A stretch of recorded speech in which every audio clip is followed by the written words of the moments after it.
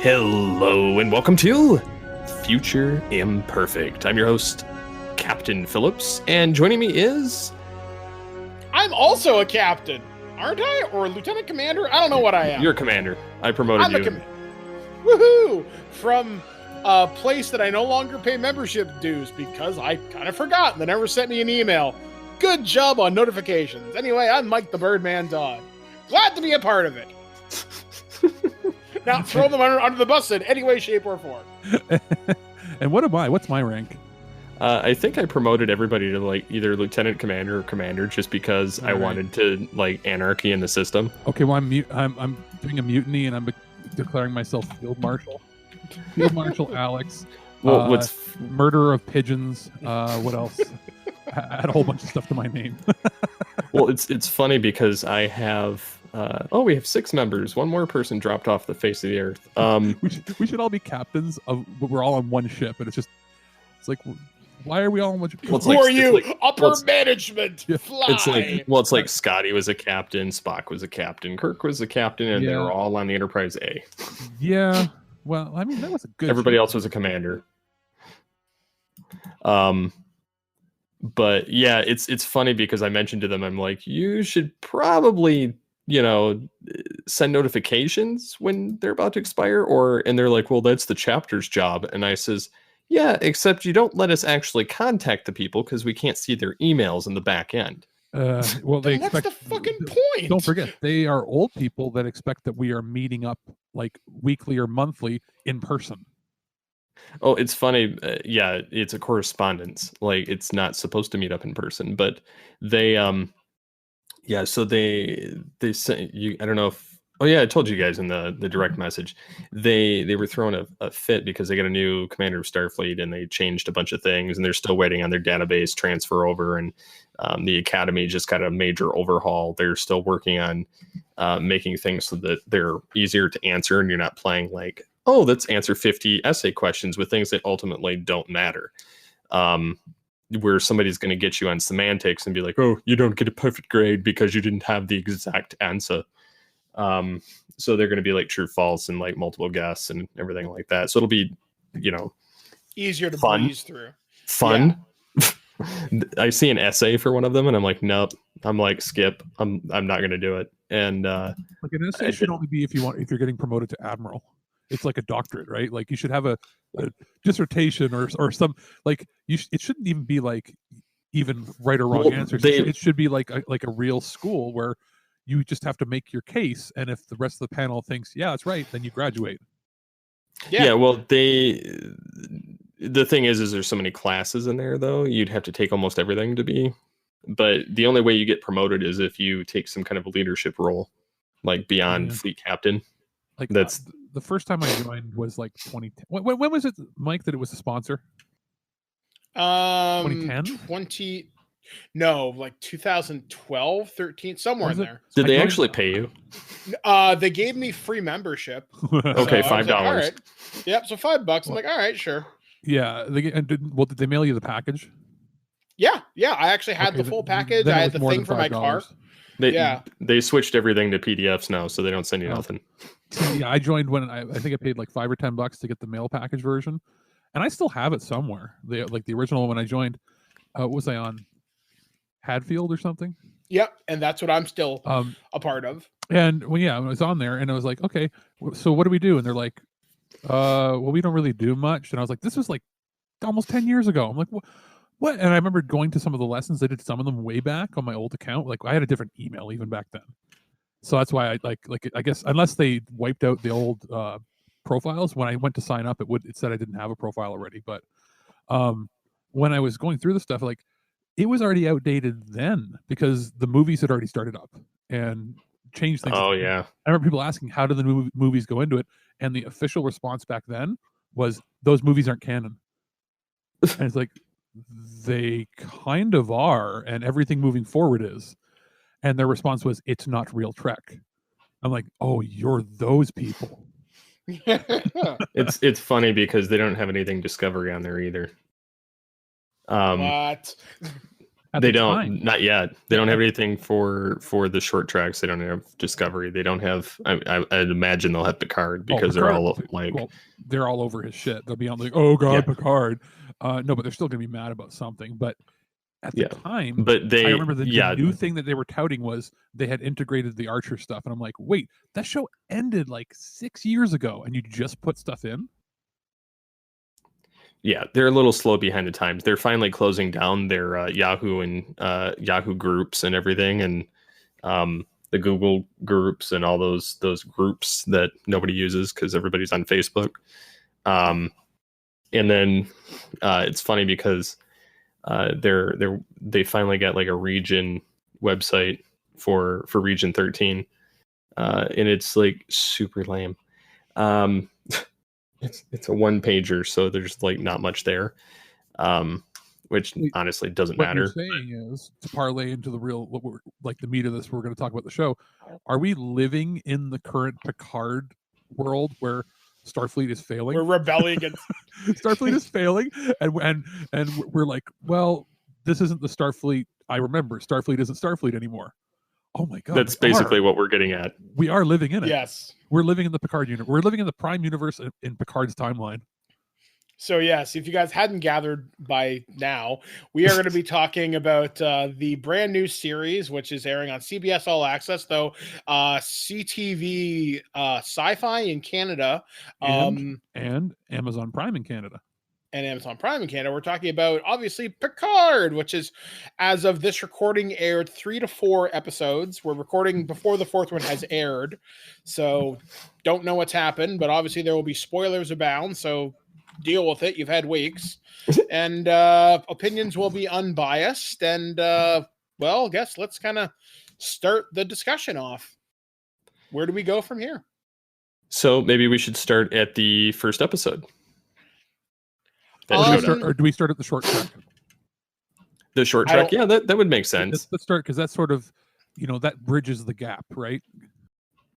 It kind of takes place at that timeline of like 14 years before he's retired. I hadn't seen the short track. Okay, so you want me to sort of recap, because I actually watched it yesterday. Yes. Again. It is my favorite of the short tracks, by the way, all of them. And it starts out like an anti-bullying PSA. A girl is late for school because one other girl sort of trips her and beats her up, and she misses the bus, or the space bus, or whatever, the space shuttle, school shuttle, whatever. She gets to school, and then they start doing tit for tat, hitting each other back and forth and getting in trouble. They end up having a huge fight, all the while the Peter Gabriel song Heroes is playing. And then as they're fighting and rolling around, everything gets really quiet, and they hear sort of like, what's going on. They look up, and they see both of these girls, their parents worked on Mars. And they look up, and they see Mars is burning and exploding and on fire. And all the teachers have no idea what to do. And then it cuts as they're standing together crying. Oh, geez, that's intense. It is, but there's also very little talking. So it's all played with emotion and with the scenery and the music. Yeah, the only lines of dialogue I believe in it are from the teachers when they get in trouble. Yep. And then it cuts to the news program, and it shows in the news Admiral Picard's reacts to Mars disaster, and then it cuts away. So yeah, it's very intense. And then that, of course, you get into the first episode of Picard, and it was kind of interesting how they decided to launch it, having it on the Enterprise D. My guess is that's to draw people in, to kind of give them a sense of familiarity before they launch into proper stuff. Yes. Do you remember how All Good Things ended? Yeah, he decided I should have done this a long time ago, played cards with the crew. He finally comes and plays cards. How does this show begin? He's playing cards. So it's sort of a familiarity thing. It's like, well, how it ended, it begins. Exactly. It's like we jump forward now 20 some odd years, and this is where he is. But then you're like, Data, and the first thought that comes into your head, or at least mine, was, oh, did B4 actually assimilate the neural network? And no. Well, I knew they weren't going to bring Data back as B4 because in the trailer they even showed the disassembled body of B4. So I figured it was going to be a dream sequence, plus the fact that they're on the Enterprise D in 10 forward playing cards, and the ship was destroyed, and Data's right. and he's wearing his first contact uniform. I didn't think about that. I for when I was seeing it, because I was just mesmerized, I didn't realize it wasn't the E. Yeah, it was the Enterprise D, because you see the D and then it goes through the window, and then you see him sitting in 10 forward, and then he's playing cards with Data as he remembered him before he died. So yeah, and then the whole thing where they're going back and forth and bantering, and it was a little rough where Data was trying to act like Data, like where Brent Spiner was trying to act like him, because he wasn't quite as like quirky as Data was normally. I think they wanted him to stay still because they used that de-aging software tech that they invented originally for X-Men 3. You remember that when they that's got to be almost 15 years ago now, when they did that to de-age Patrick Stewart in the flashback scene. And then now it's basically used in like every movie. The most famously, I think, recently in The Irishman, it was used to de-age De Niro. But it's gotten a lot better. Yeah, it's gotten a lot better. But you have to be, for a TV show budget, there can't be a whole lot of movement. So I'm assuming he had to keep his head as still as possible. Well, it wasn't that. It was that he didn't have the quick quirk with the neck type stuff when he was thinking. Yeah. Because that kind of quick movement costs a lot of money to animate if they're going to be superimposing it on top of him. The thing is he didn't. It looks like they didn't even de-age him. He looked aged. Because they changed it. It was the original trailer. He was de-aged on a couple of the footages, but they actually reversed it, and it just gave him to an extent. But he's better in real life. He's like thicker than he is there. So. Well, yeah, because Data was a lot thinner when he blew up, and he was he was still thicker then than he was, on the show. And not to say that he's fat by any means, but he was always a very, very thin man. Like when he was, like Brent Spiner, when he was a stand-up comedian and all that stuff, like super thin. Yeah, super duper thin. So, but later on in the other dream sequence, not to jump forward, I did notice that they did the de-aging software better, and he had better movement there. So I feel like that was a scene done later. I would not be surprised. I don't know the order, but if this opening scene was literally the first thing they shot. It probably was, because they probably had those uniforms on hand as well, because that was the most recently used thing on everything. But the other thing that kind of triggered it is when they were going all in and everything, just playing the cards, and then 5 red queens showed up on Data's cards, and he kind of broke him from his dream sequence, knowing that something wasn't right, and then Data disappears. And I was almost thinking that those, and this is kind of floating around too, but one of my friends at work was stoking the fires on the message groups on CBS and Star Trek Picard groups, because I said, you could almost infer that that's like insinuating Q may eventually show up. You think that? Here, you want me to hit you with my conspiracy theory? Sure. That it's not Q, that it's 5 Borg queens. Oh, that makes sense too. That not that there are 5, but that there have been 5. 2 of them are dead. And is this Data? Spoiler: the Data's daughter idea of these being twins. Is it not Data's consciousness necessarily, or is it Data's consciousness mixed with the Borg queen? Yeah, that could be, because if judging by dates, they did technically assimilate him in First Contact. Well, and the idea that they're working on a Borg cube, it's revealed later on in the episode. The idea, queen, multiple queens is, or the idea that they're all the same suit. There's clones involved there. They're clones of the same suit. So there's these 2 girls, but are there actually 5? Or are they connected by some sort of hive mind because they're all the same? It all ties into little things, and the writers for this are not the kind of writers that would just put something in for no reason, or it's like they could have put whatever. It could have been 5 kings. Why did it have to be queens? So yeah, I feel like 5 red hive minds type thing. Yeah, or 5 5 connected identical women. Well, and then they kind of call one of them being the destroyer, but yeah, exactly. So there's that, and also he keeps saying that she has a twin, right? Well, when moving forward plot wise, I'm assuming pretty much everybody listening to this has seen it, right? So we don't have to describe every detail, but when they move forward to Daj's apartment, the very first thing that the assassins say is, "Where are the rest of you?" Not where's your sister? Where's the other? Where's the rest? And that's the only time that's mentioned. And then they only later on they say, they're made in pairs. But that's a very deliberate line. Where are the rest of you? That is true.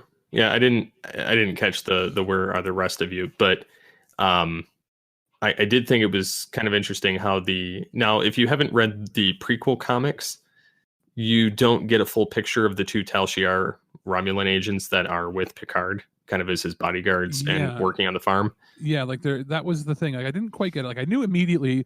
Like I ended up watching it once, and then I watched the second run through with my brother because he's like, "I'll watch it on my own, but will you watch it with me?" Because he's not as big of a Trekkie as I am. I'm like, okay, and he really likes it, and he goes, first thing he says is, "Are they Vulcans?" I'm like, "No," immediately, and he goes, "Oh yeah, because they're showing too much emotion and they know how to talk to people."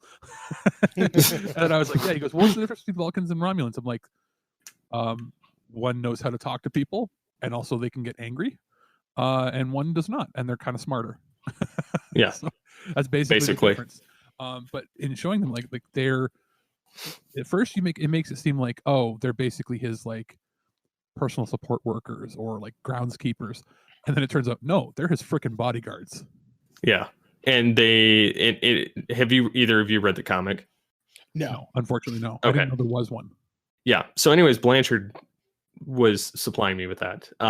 So I'll have to pass that along. But it basically jumps back to when Picard and Raffi are trying to take all of the Romulans and all of the other life off of the planet, like the other humanoid type creatures. Because the Romulans are like, no, we don't want you to save them. And then so essentially one governor of one of the outposts decided, we're going to take over the USS Verity, which is Picard's flagship, which is the Odyssey class starship that's the same as the Enterprise F in like Star Trek Online. So he left the Enterprise to go command the Verity. Cool. And they catch up with LaForge, who's now commander of the Utopia Planitia shipyards, and he's developing all of the starships around Mars to excavate the Romulan people. And so he's working with Picard on this, and so he too left the Enterprise, and it doesn't say anything about where the ship is. It just kind of, they're not there anymore. But so anyways, Raffi and Picard are taken hostage, and then these 2 Tal Shiar agents had gotten the local life forms to basically break them out of jail. And this governor had already taken over part of the Verity. And then Picard's crew, of course, subdued them when Picard managed to get back there. But the 2 Tal Shiar agents, more or less, joined forces with him because they could never go back to the Tal Shiar because they kind of had relations with each other, which is against the Tal Shiar code, apparently. And so they were they had nowhere to go, and Picard's like, so what do you know about wine, or about grapes or something? And so that's how it ends. And okay. so yeah, they looked a little bit different, but then when you get them in this, it adds a lot more depth to their personas. So I had to explain this to a few people that hadn't read that prior to watching. That's kind of cool. I like that. It almost would have been nice if that was discussed on like a talk show before the, like, remember how they did, was it After what? For a while? That should have been a short Trek. That should have. Yeah, like it could have, I don't know if it would have dug into maybe some of their sales, but they could have literally done a motion comic to show it off, like a 10 Yeah. Just have it per- voiced. have it voiced by those actors, and Yep. show that as a short trek shortly before, or literally even make it part of the first episode if they wanted to, or like an extra feature or something.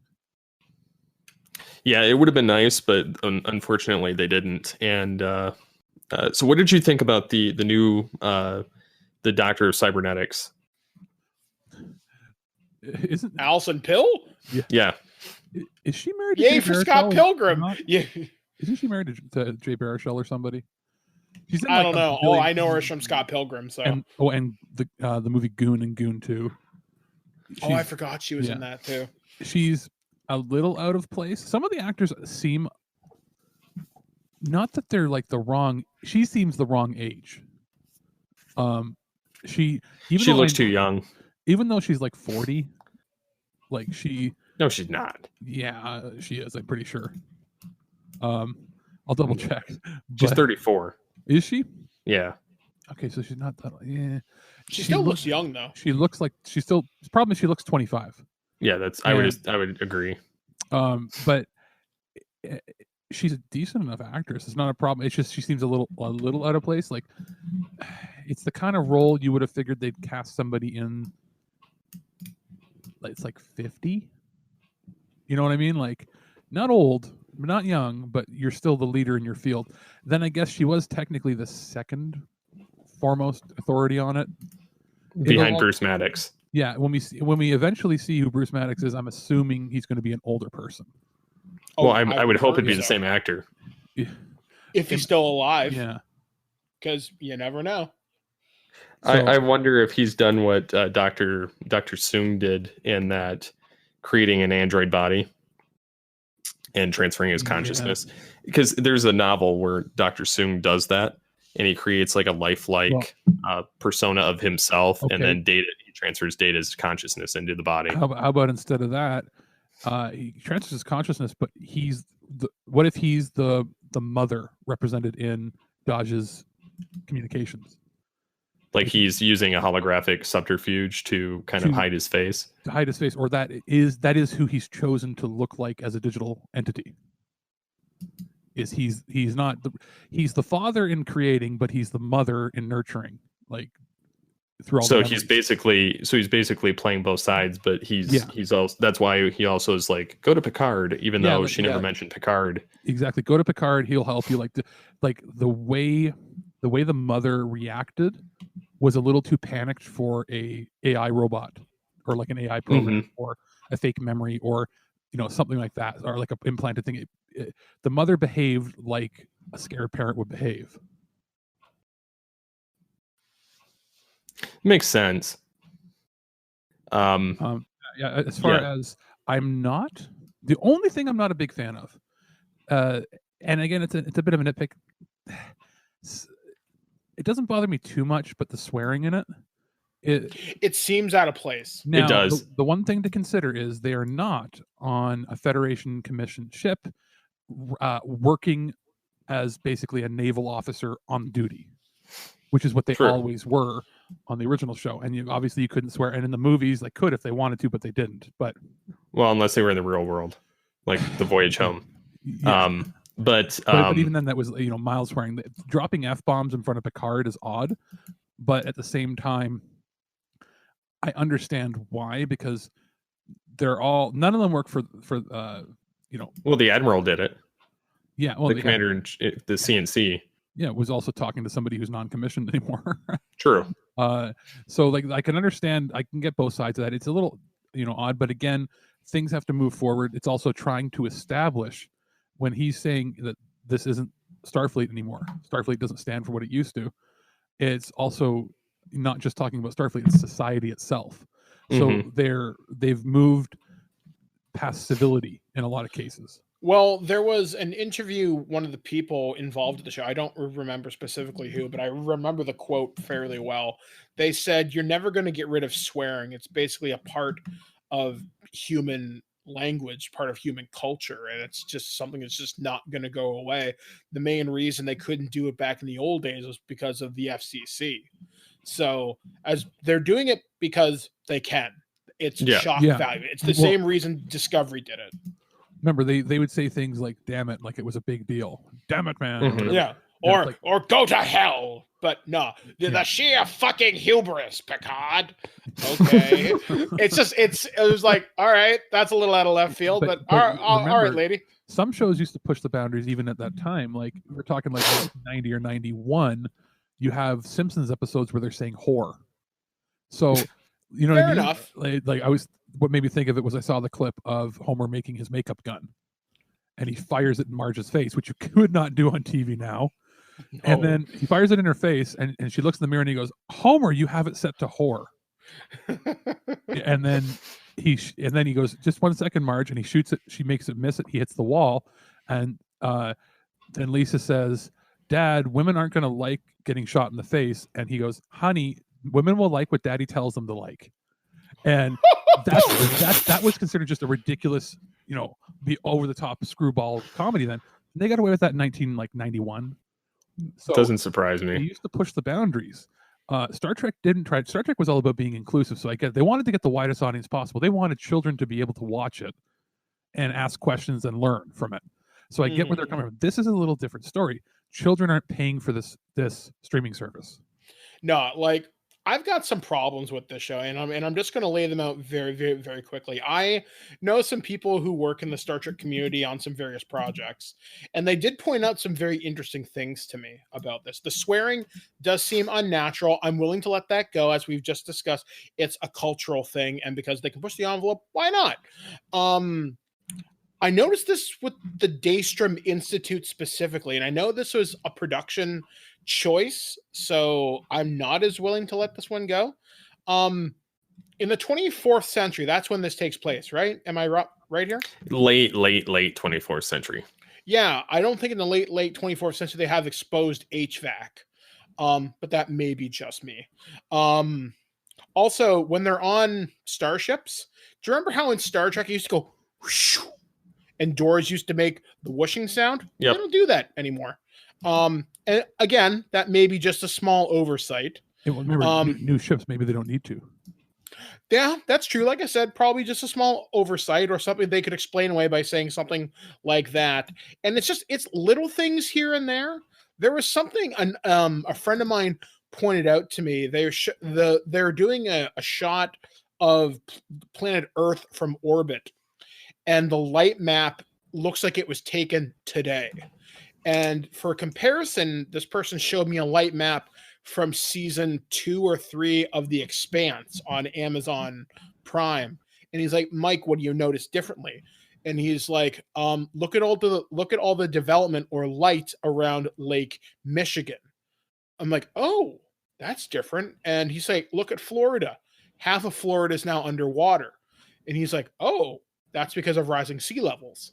And he's like, you're telling me nothing has happened on planet Earth in a couple of 100 years?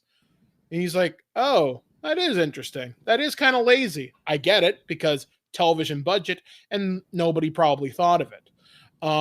And it's little things. When the nitpickers get to me, I start to notice it.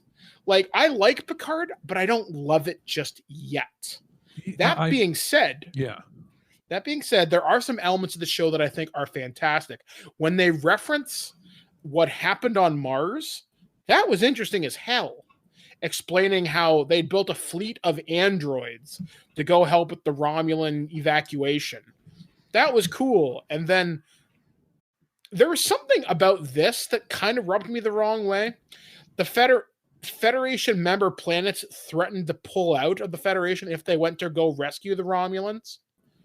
And that doesn't seem very Starfleet or Federation to me. What I'm guessing is they're trying to make it tie into Discovery going 900 years in the future and having only 6 planets left in the Federation.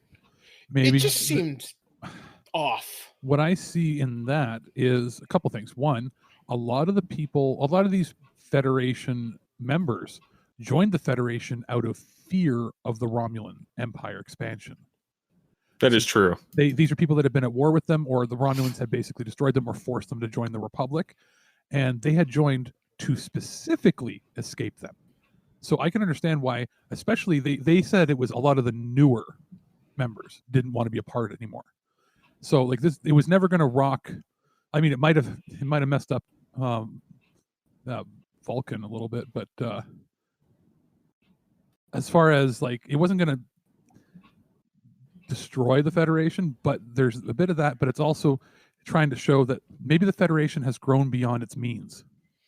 Well, yeah, because well, it's something to be said, because if you look at the Federation, there's been the battle of Sector 001, which was the Borg. There was the Dominion War, and the Federation moved from being a fleet of discovery and science to a military organization. And even some of the writing is very inconsistent with that, because Starfleet is very different from the Federation. Like they're two different branches. And it's weird lore inconsistencies as it's been explained to me. And when I think upon that, I'm thinking, say, yeah, the Federation, they're not this type of asshole. Starfleet maybe, but not the Federation.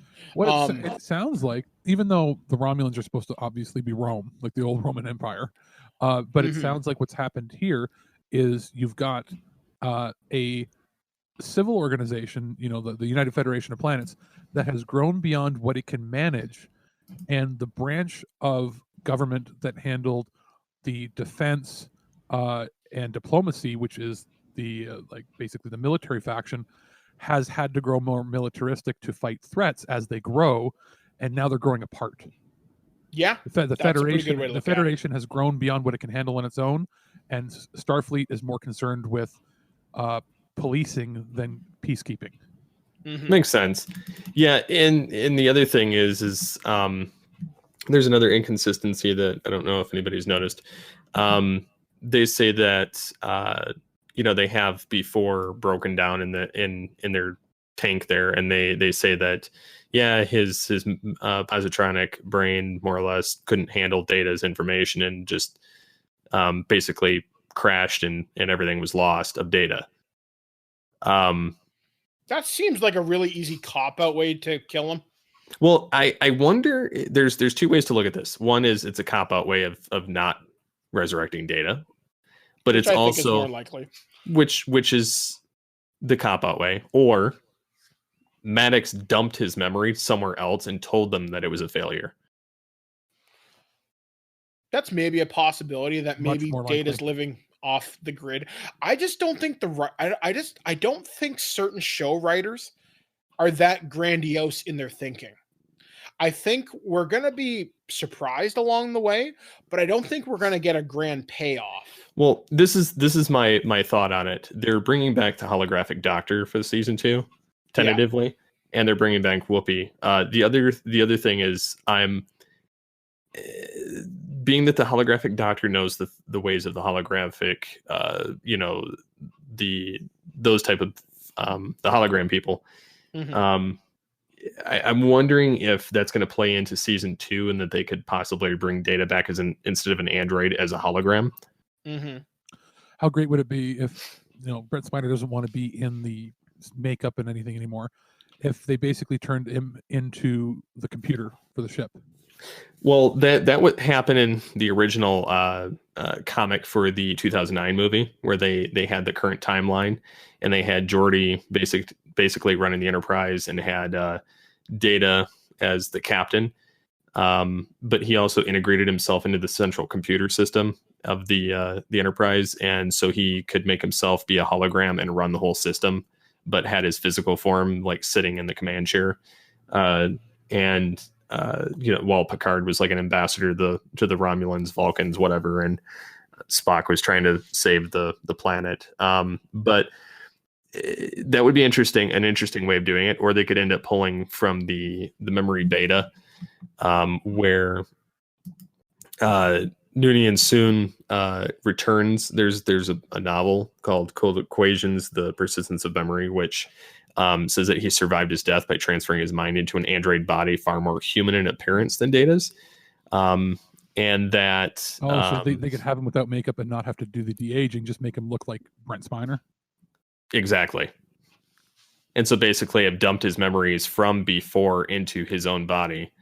Because it says that in this book, more or less, that, you know, because Data's memories are in B4, he's unable, like Dr. Soong is unable to complete the new body he had been attempting to construct for Data due to a Borg invasion in the brain.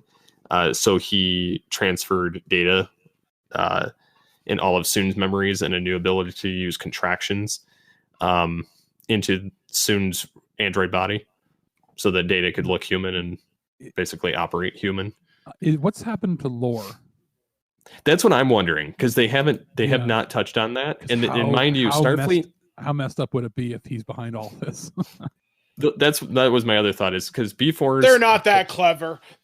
Well, B4 is destroyed in you know, basically tore apart in a box. Lal is the other one that Data basically gave to Starfleet to play around with, to the Daystrom Institute, and Lore, they did the same thing. So I'm wondering, you know, where the other two androids are. Plus Julia Tainer, his mother, looked human and basically bled and had all these other positronic ways of looking human, which was the most advanced android that Dr. Soong had built.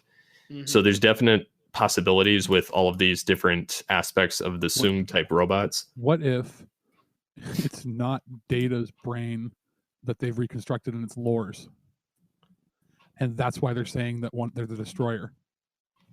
It could be, and it would make sense too, because the new androids all of a sudden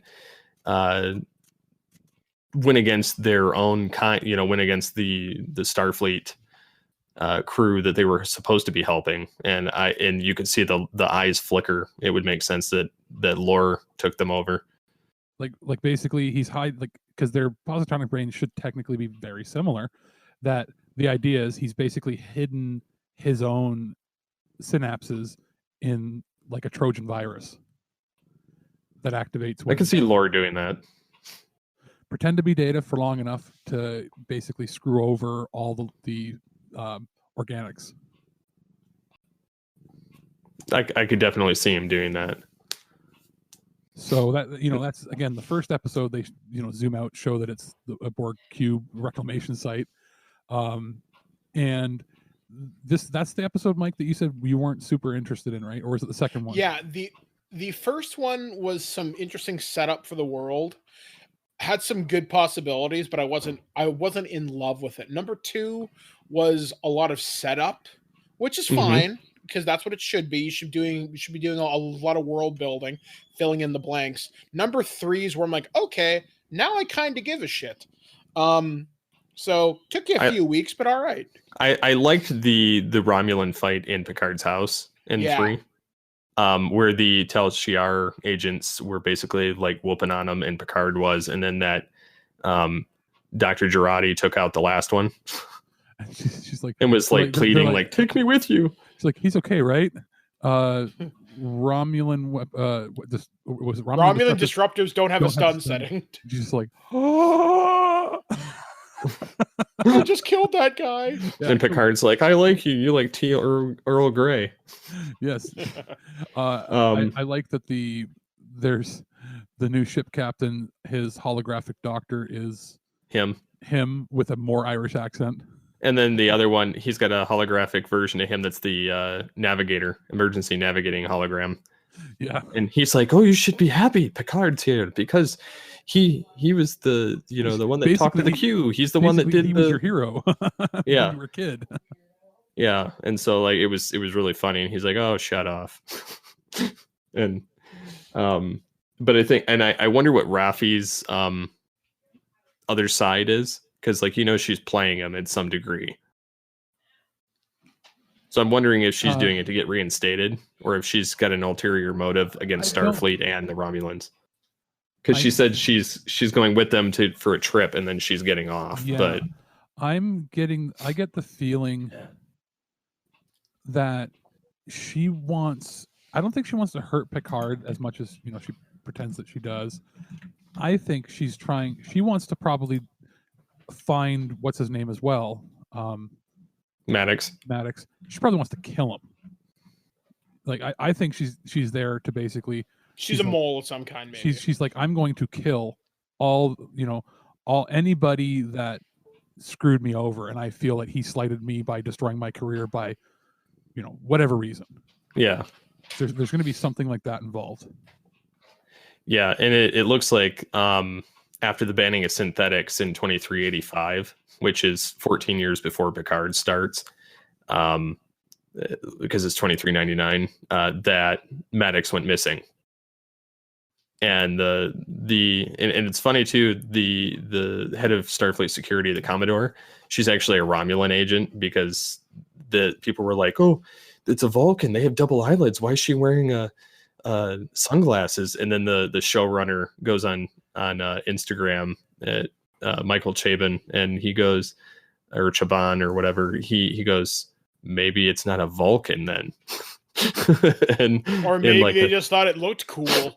Yeah. Well, they showed, the whole thing with other people, and so I'm guessing it's a Romulan. It makes sense.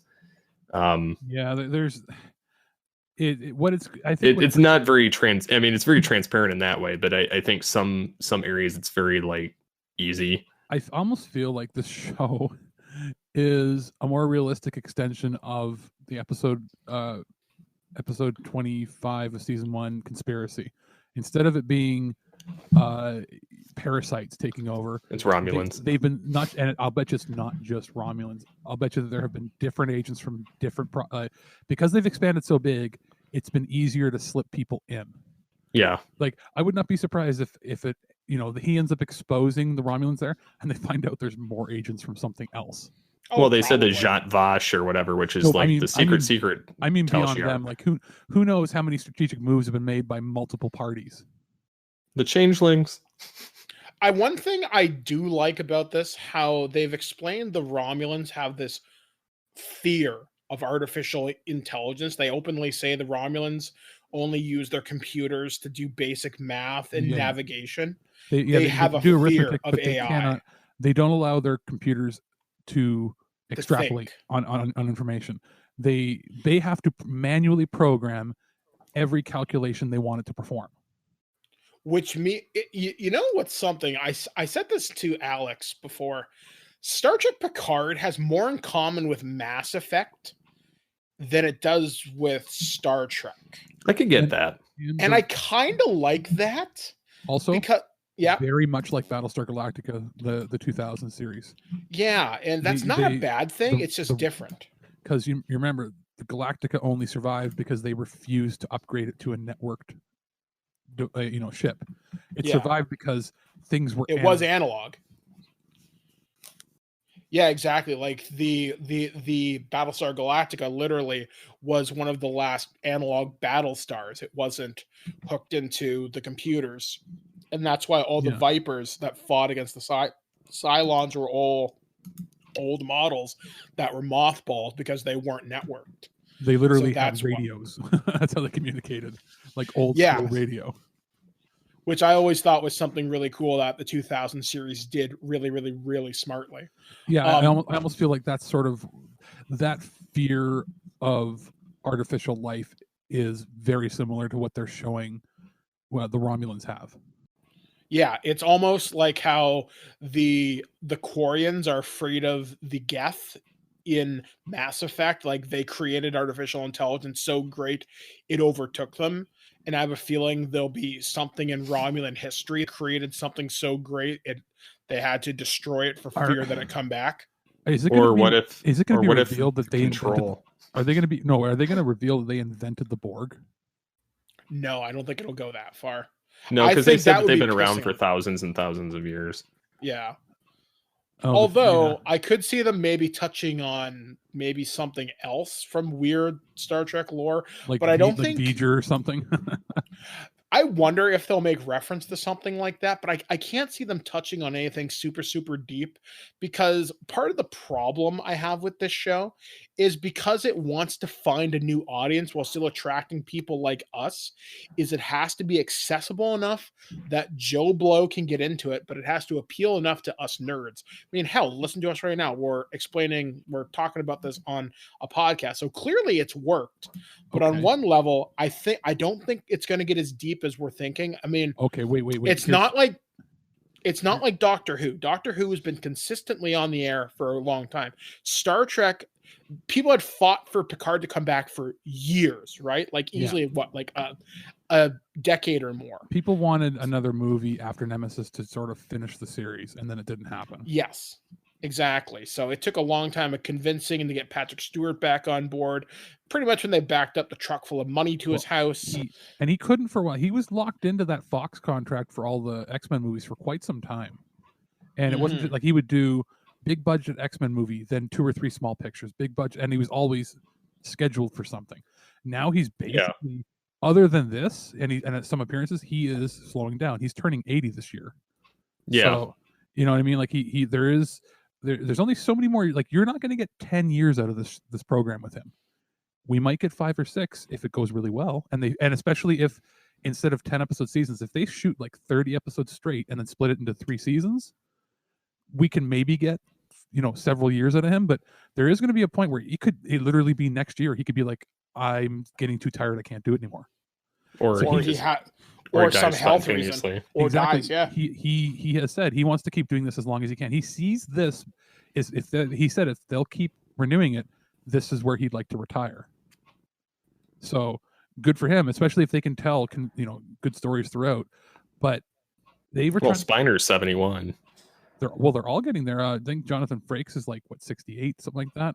Well, and Shatner's 89. Shatner, that dude's gonna be 105 though. He will never die. That don't crack, and he somehow has he's gonna be like 90, and he has the energy of somebody who's 60. I know. Well, he said he got approval to shoot a show in space once. He's going to take one of his first space flights, like trips. Why not? And then he's like, and then if I die up there, it doesn't matter. They should find a way to get him into some sort of Trek, whether it be in a hologram, whether it be in one of the dream sequences that Picard has. Like, have him, have a dream sequence where he's sitting at a table and it's the cabin from Generations. Or if and then he's like reiterating his line of don't let them promote you, don't let them take you off the bridge of the ship, because when you're there you can make a difference. Yeah. Or how you work that in? Season 2, you bring in Guinan. And you have some sort of, he sees Guinan, talks to Guinan, blah, blah, and then he either has a flashback or somehow the Nexus is involved, because technically he never left the Nexus. You can leave the Nexus, but you're still there. Yeah. Right? At some point in time. So, what's funny is you'd have to almost die in the regular world to be able to come out of the Nexus. Yeah. Weird. But the other thing that's really weird about the show is in episode 2, like his doctor is from the Stargazer. And they've alluded to he has this degenerative disease in his brain, but they haven't name dropped it yet.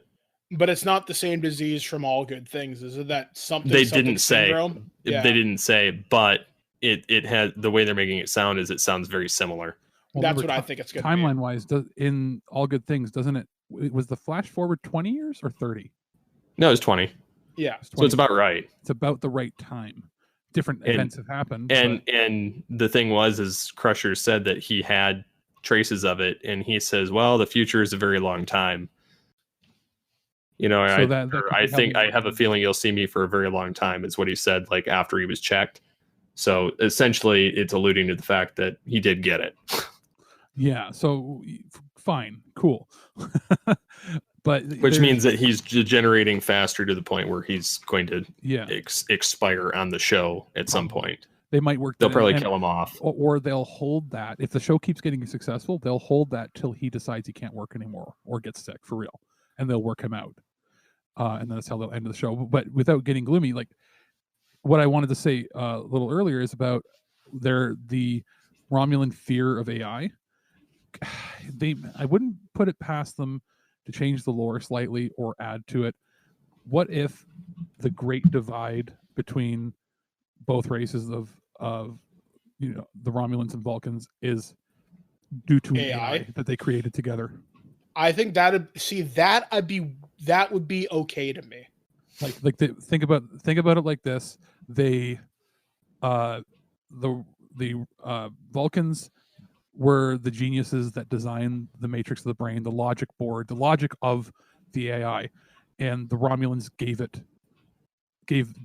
the emotions and the algorithms, and it tried to basically kill both of them. And that's what they split. The Romulans hated the Vulcans, vowed to never use AI ever again. The Vulcans purge it from their history and devote their life entirely to logic, because look what happened when we let emotions take over. Mm-hmm. That would make sense. And then we go like a couple thousand years, and enough time has passed that the average Romulan, average Vulcan don't even know the story. That would make a lot of sense, actually. I mean, I guess because I kind of want to wrap this up, I have hope for this series. Now that things are finally get going, we're finally going into space.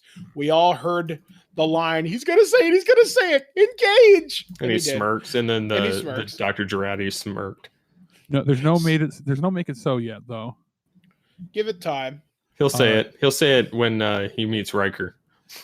There has to be a Q episode. If that happens, so number one. Oh, man. They haven't released the numbers for the show, and it's going to be interesting how they calculate it. I imagine they're going to spin it however they want to spin it into something very positive. It's probably the most watched thing CBS All Access has. Oh yeah, definitely. They said it is the number one show. Don't be surprised if, because I believe, is it Netflix in Europe and the rest of the world? I think so, because it's how Amazon Prime said that in Canada, said that it's one of their most watched things, and it's not even a show they made, but they have exclusive rights to it. And it's probably on the old Space Channel, CTV, Sci-Fi. It's by also far, on Crave. It's probably the most watched thing. Like, that's funny how you can watch it on Crave, Amazon Prime, and Canada. We have 2 different streaming platforms for it, and as well as terrestrial cable. So it's probably like the most watched show right now up here overall.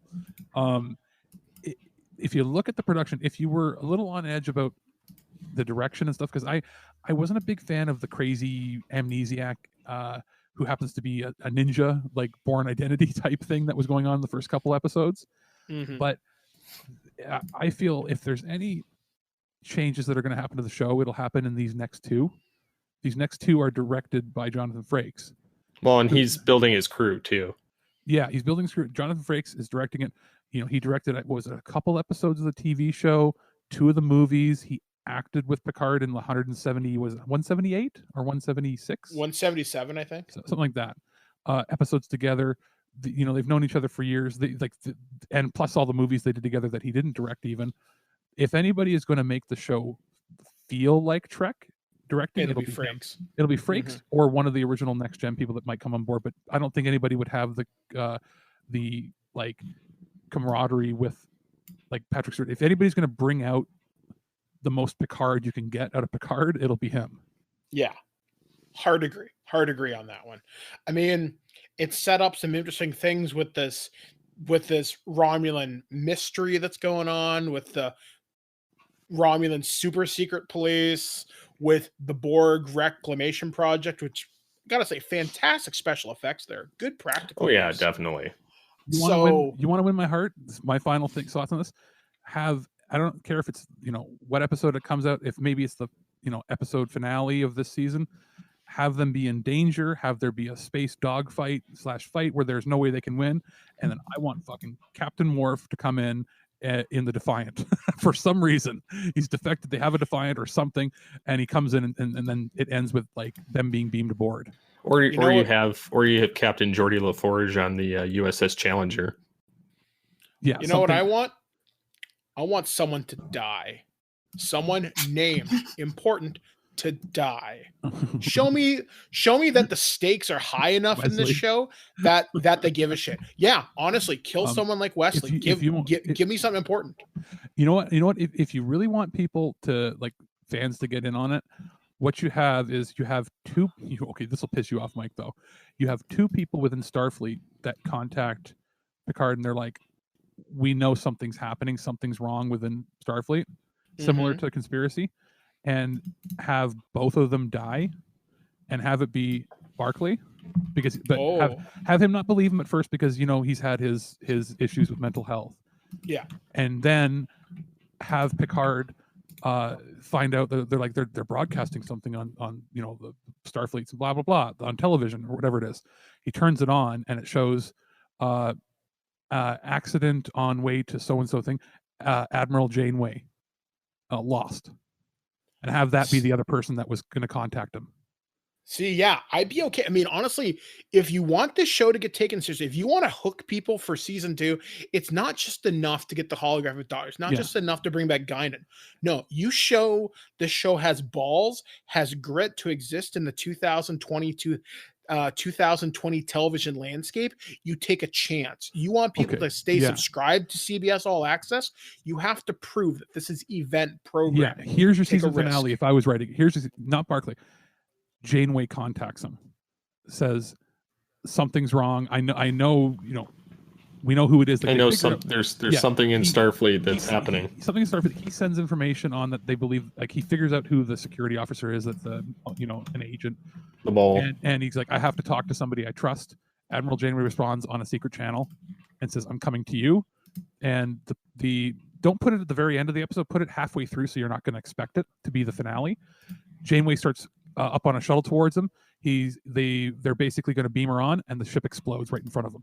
Yeah, just kills her. Yeah, honestly, do that. I'm willing to sacrifice Janeway if it means the show will have balls and have teeth. And we're not talking she comes back miraculously. She's in the pattern buffer or something. No, she's gone. Like she's on screen. Yeah, she's on screen with them talking, saying, "All right, give me docking coordinates," and boom, and she's gone on camera. Yep, do it. And I'm not saying that to be cruel. Basically, the only admiral that would be there that had his back is now gone, and Starfleet is poisoned. And he's like, "What do we do?" And that's how you end the pretty episode. Much. Yeah, that makes sense. So, I guess Steve, what are your final thoughts on this? I really enjoy what I've been seeing so far and how it's been building. I've been enjoying the way that it's been kind of fleshing itself out. I am looking forward to more familiarity with it, but that's going to come with the episodes and with time, and the more they start kind of ingraining some of the old cast back in with like Seven and Hugh Moore and Riker and Troy, and I'm assuming there'll be another Data show up point at some moment in the season. So but yeah, I enjoy it overall so far, but I still have a few things that I'm curious about as it progresses. You guys? So, yeah, I mean, ultimately, you've got my attention. Now hold it. You have 7 more episodes as of this recording. Don't play with my emotions. Don't waste my time. Yeah, or if they're going to play with your emotions, play with the right emotions and stick with it. Make it worth my while to stay subscribed. I will speak with my wallet. Yeah, and as far as I'm concerned, to me, it's the best Trek. I'm the guy that liked Nemesis, but I will admit that I did too. It was not. It was better than Insurrection. That isn't saying much. I liked aspects of Enterprise. Certain episodes here and there. It got good in the 4th season, but then I liked the first Abrams movie. Despise the second. Won't watch the third because it looks stupid. The third's actually really good compared to the second. The opening is the stupidest CG bad. Okay. I agree with you. Yeah. I here's the thing. I own it in 4K, and I can't bring myself to put it in my player. Had to have it. I'm like, I have to have the best quality copy of Star Trek. So yeah. Anyway, Discovery, hated the first season, but would watch it. Not hated. I was mad at how they treated the lore. Second season, not so bad. I enjoyed second. About the same quality as the later seasons of Enterprise after they fixed some of the issues. It's at least as good as the Abrams movies. You know what I mean? Like, this is by far, in my personal mind, the best Trek since First Contact. Yeah, I would agree. I'm not saying it's better than. I'm not saying it's better or equivalent to. It's the best since. And that's it's more watchable, yeah. I think. Yeah. So we will definitely come back to talk more Picard as the season rolls on, probably closer to the penultimate episode where we will see where things are definitely leading to. So definitely check back in with us in a few weeks to talk more Picard. Yeah, maybe how about we do like 3 shows? Beginning, this is the first 3, then we do the next 3, and then we do the final 4. I like that. That way we can sort of cover it all. Works for me. That would work. And then of course they've been pulling some interesting things in Star Trek Online where they're incorporating 7 and various other fun aspects. Has Picard decanonized Star Trek Online? Yes. That's what I figured. Only incrementally in ways, because Data exists in Star Trek Online, although they never show him. There's a scene where Sela is arrested, and you can clearly tell it's him walking because he goes in and shows the hologram of Natasha Yar to her, and because she's like, "Tell me about my mother," and so he sits down with her in an interrogation room, more or less, and that's the gist of what you get about Data being alive, but like they don't actually like come out of their way of saying it. And Picard's never shown up in the game, or Riker, or any of the mainline super characters. Well, they've had Worf, they've had LaForge, they've had Data quasi show up. Troy, Riker, Picard, and Crusher have never shown up, so that still leaves the possibility, not knowing what's going on there. But yeah, the Romulus thing still happened. It doesn't say anything about the synthetic ban or anything like that in Star Trek Online, but I'm sure they'll add it. There was nothing there about it. So this time period that they're exploring, other than the Breen War happening, somewhere around that time period, nothing's really happened. All so. Right. And then their relations with the Klingon Empire destabilizes during this time, and so like in 2399, they're no longer friendly with the Klingon Empire. So until 2410. Imagine, I was just again thinking, because this show has me thinking so many different ideas that could be done that would be cool. What if again you can't trust anybody in Starfleet, so he has to use back channels? So for instance, like, how does he acquire transport through a certain area? Well, he has to talk to Quark or somebody that's a Ferengi. And that would be cool. And it's like, well, what if basically DS9 characters start showing up, from, what if he has to deal with Cardassians to get through somewhere because they can smuggle them through? And if they brought back Garrick, I'd be pretty happy. I would love Garrick to be in there. Yeah, we can't have Odo, unfortunately. No, but Garrick. But and then you want to do something interesting.